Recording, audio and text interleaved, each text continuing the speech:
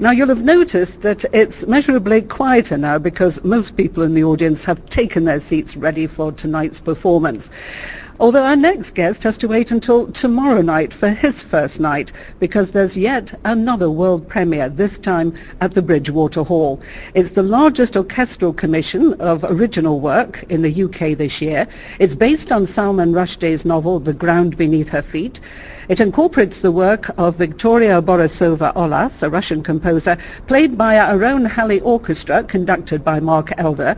It features a film directed by British film director Mike Figgers and is narrated by award-winning stage and film actor Alan Rickman. Alan, why did this project appeal to you? I think it's always an incredible relief when you don't feel that you've got to drive the car and shift the gears. I'm able to write the luxury of sitting in the middle of the Halley Orchestra. And I said to Mark yesterday, I said, I'm just completely awestruck watching him because it's like landing on the moon, frankly. These people who speak literally a different language to me, and it's a thrill to be part of it in a bit like a child. Are you surprised that the name of Salman Rushdie still evokes such a controversial emotion around the world? I'm glad that art still provokes. That's a very political answer, and you're saying no more on that score. Of course, this project is very different, The Ground Beneath Her Feet. Tell us about the story.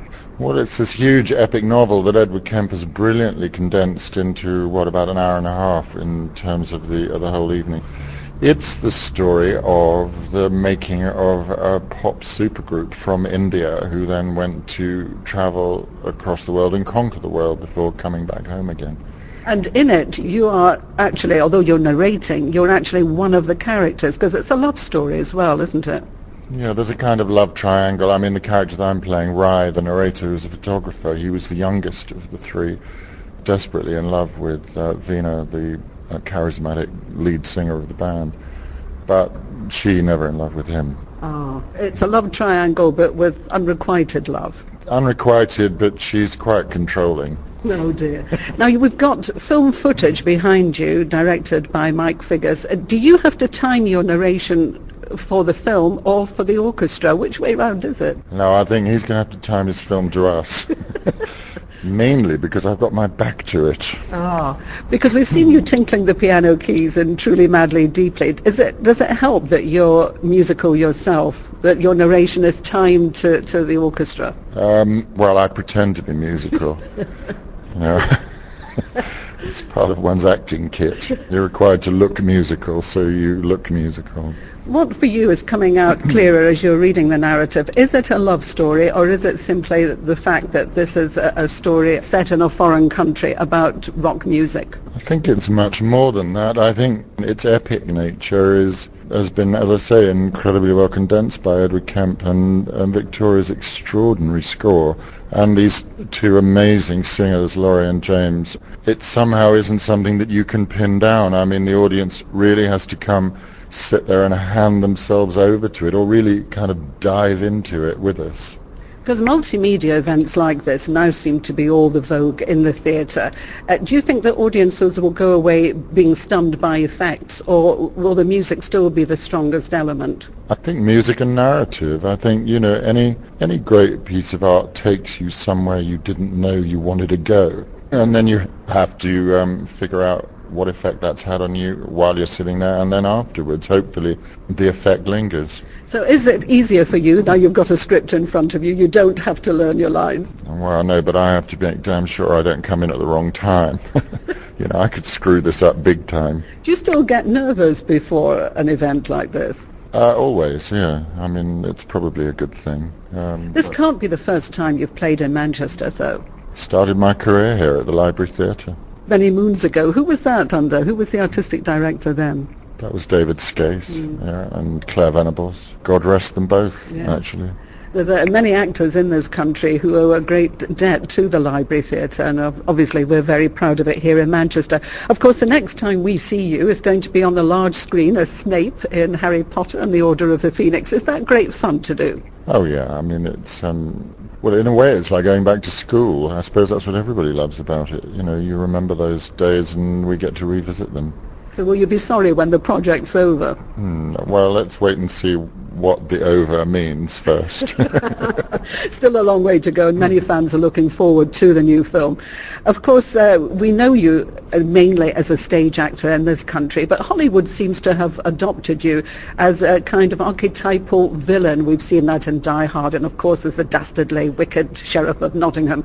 Is that something that annoys you, or that you just accept and smile about? I don't think it's actually true, because for every one of those you could say Sense and Sensibility or Galaxy Quest, or the film I've just finished is Sweeney Todd with Johnny Depp and Tim Burton, in which everybody's horrible. So you see, you're in the 100 category for the screen's most loved villains, but you're also in the same category as the world's sexiest 100 film actors. How do you view that? I think you'd better talk to the people who really know me, who will be laughing.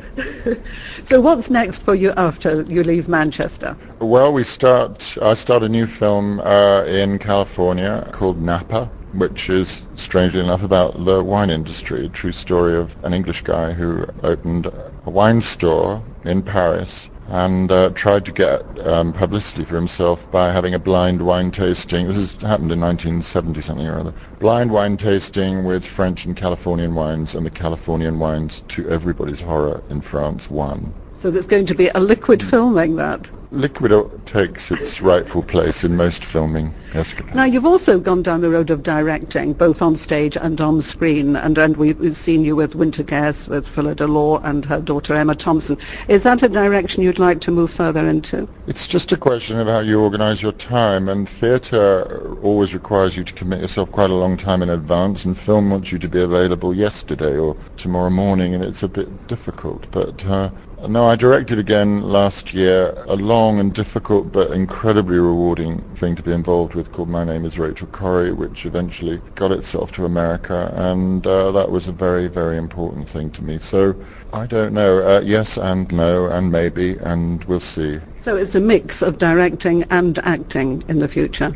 I think so, yes. You've won a Golden Globe and an Emmy for your stage performances, and, you know, people will remember wonderful performances in Les Liaisons Dangereuses and many of your other films. Is film a technique that you prefer to stage, or is it a mix of both? I think at this point in time it's just called acting and trying to be truthful, and, you know, sometimes there's 800 people out there, and sometimes I think people forget that with a camera there's also usually about 100 people the other side of the camera, so there's always a judge and jury.